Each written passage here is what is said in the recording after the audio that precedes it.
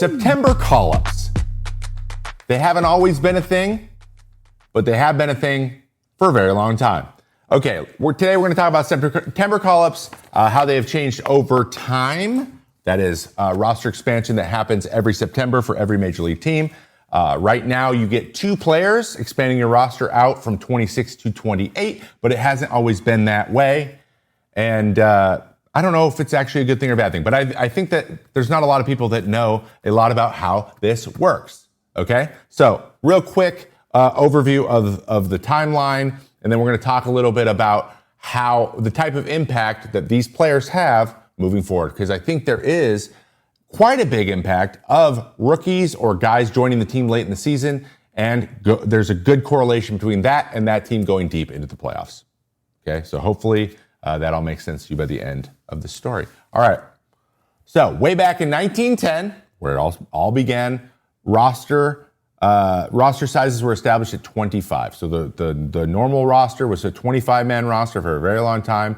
They put this in play because teams were carrying just however many players and just rotating them into the games and hoarding players. This was before the PA. This is before free agency and arbitration and a lot of the rules that were built to give players a little bit more rights and the ability to take more control of their own careers, which if you've been here at all, that I'm a big fan of that.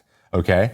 Then, 11 years later, in 1921, they established the 40-man reserve roster, or what we now know is called the 40-man, which still lives to today. The 40-man roster is all of the players that can be called up to the big leagues without needing to make any adjustments to their contract.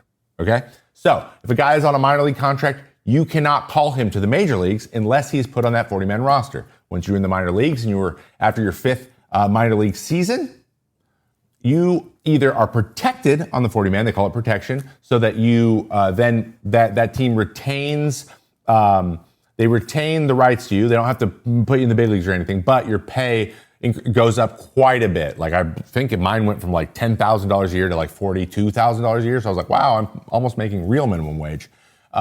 So that is kind of one of the protections put in place. If you're not protected, you go into something called the Rule 5 draft, which you may have heard Rule 5 guys getting called up. Ryan Presley was one. Ryan Noda was one for us in 2023 with Oakland. Once you're put on that 40-man roster, if you're not put on it, you're picked up in the Rule 5 draft. You have to be in the major leagues for the entire season with that team, unless you go back to the team you were previously on and your minor league contract continues. So it's in your best interest to stay in the big leagues, get your full year of service time, but you have to get a full year of service time for that to count. So that is kind of how the 40-man functions now and during the regular season. But historically, when these rosters expand in September, because they introduced that, like I said, in 1921, where the rosters can expand in September to basically give the guys who played all year a blow if you need it, or to try out guys for the team next year. Right? It's like a spring training at the end of the year, almost like a tryout, especially for the teams that aren't really in the race. So what you saw and what I saw early in my career from 2014 till this changed eventually in 2020 is the teams that were out of it had a ton of players. The teams that weren't as out of it had less, right? They weren't just cycling in a bunch of young guys because they were still trying to make the playoffs, or they were getting ready to go into a playoff atmosphere. And the rosters revert back to the regular rosters size, which is now 26. It was 25 before in playoffs anyways. So you're going to have to kind of backpedal either way. So what could happen, though, especially for teams out of it, is that your bullpen or dugout could end up looking like this.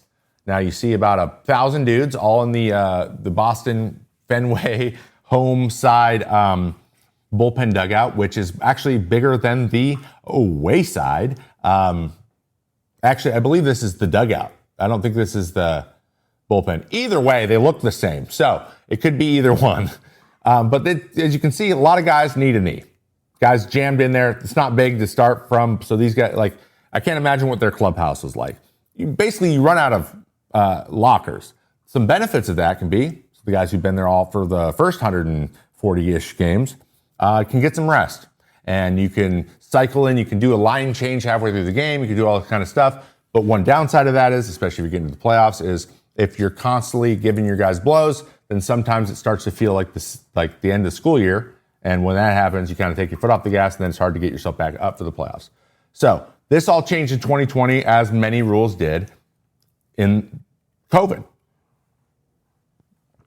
Now, we had a taxi squad situation. There was no minor league teams playing. So they needed to have some new type of framework to get players in and out in the COVID situation. But one of the big goals was to keep people away from each other. So adding a ton of guys into the locker room didn't make any sense. It was kind of against the whole thing we were trying to do at that point anyway. So that was mostly the benefit. But we decided to keep those rules after 2020 and to this day, because when you have a ton of pitchers and you have a ton of position players, the games take longer because the talent's not as good, and there's just guys moving. You got to move people all over the place. The less moving pieces, the quicker games go. And as you know very, very well, that has been a main goal for the commissioner's office and the rule changes. Something that I don't disagree with. I agree. Faster games are better, and limiting the roster sizes in September have become a big part of that, right? So now the roster sizes are 26 with a maximum of 13 pitchers. I don't know why there is a cap on pitchers. It's super annoying, but when in doubt, make the pitchers have the limit. And then when there's 28 going into September, you get 2 additional guys, 1 position player, 1 pitcher. Now, you pray that pitcher is a bullpen guy, but teams have been going to 6-man rotations and all kinds of stuff. So usually your bullpen's like, oh, we've had 8 all year. Now we have 8 still. Great. We're still going to cover the innings that we have to cover, which stinks. And I preferred it when I could be like, hey, we're up by 4. You can pitch, because it was nice to at least know that you could really pigeonhole yourself, really focus on that role that you usually have, that's my spot. And I'm not going to have to cover any extra things outside of that and get a blow going into hopefully a playoff run. So there are benefits to this for the teams that are competing, okay? It gives you an opportunity to bring a guy up that you maybe haven't had space for because everyone stayed healthy, right? You can get a real reinforcement, or someone comes off the IL at the end of the year and they can then be eligible to pitch in the playoffs and get a month of big league facing hitters or facing pitching so that they can be ready to go. Even if they haven't played much during the season, that still gives them another month to kind of finagle that. And it's just a free spot you can get off the IL without having to move somebody out of the way. That's usually a problem. It alleviates a little bit of the roster crunch, especially if you're trying to manipulate your rosters and get ready for the playoffs.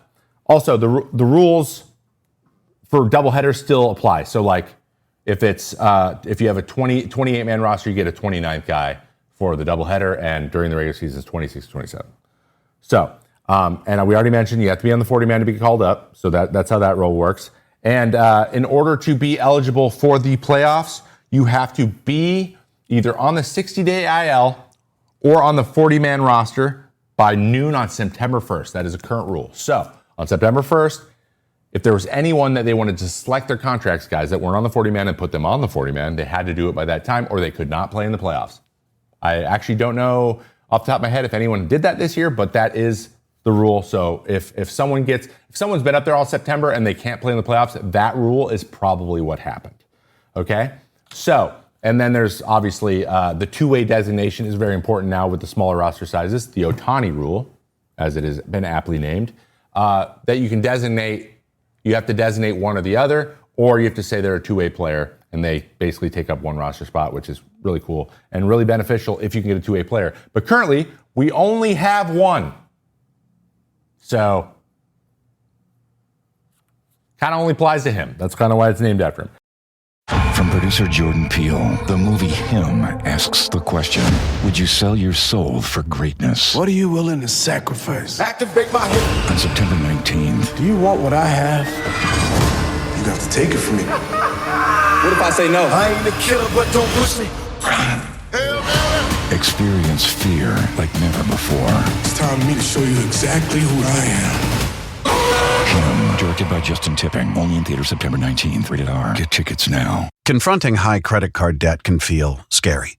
But the good news is, if you owe $10,000 or more in credit card debt, financial relief options are now available. National Debt Relief is currently offering debt relief designed to reduce what you owe, fast-tracking your way to being debt-free. If you qualify for debt relief, you may be able to pay back significantly less than what you owe and save thousands of dollars.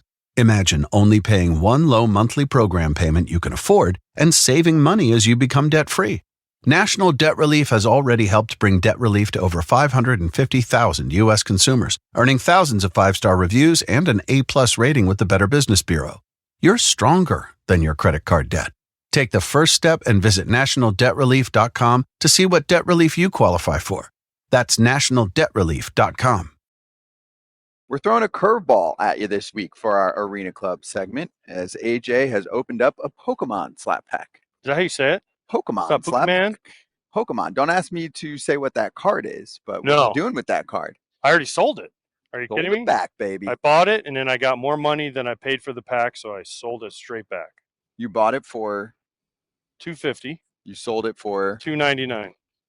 and you can go get yourself something that you maybe know how to pronounce. Yes, or card-wise. know what it is. I just did it Exactly. because I saw certain people opening Pokemon, and they were making money, and guess what? I got lucky. Made money off of it, too. Exactly. But of course, if you're into sports cards, that is something that you can find a ton of on the Arena Club Marketplace. Buy, sell, slab pack, trade. 20% off your first slab pack or card purchase can be had at arenaclub.com/foul and use the code FOUL. That's arenaclub.com/foul and use code FOUL. All right. So games are faster. That's why we changed it. But what I really want to talk about is how important rookies are to the ultimate success in the playoffs. Because I think this rears its head every single year. And this isn't just about September call-ups, but it is related.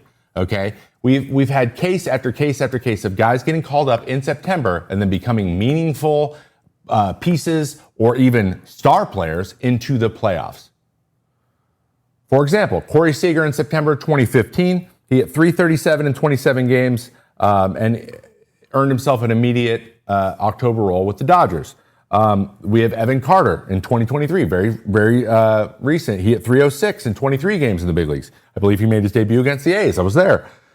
Then he hit .300 across 17 postseason games, and they won the World Series. And without Evan Carter, arguably, it might not have happened, right? And he was a rookie. Those are examples of guys being called up in September and that working out.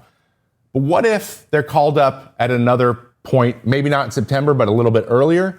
Rookies coming up late in the season is and being productive is very important for success for that team. So let's look at a couple happening right now. We have the New York Mets. We have the Boston Red Sox. A bunch of teams are getting their guys in August or maybe even late July, where they're coming up, they're fresh, they haven't thrown as many innings or seen as or been on their feet as much or played in as many games as most of the major league team, right?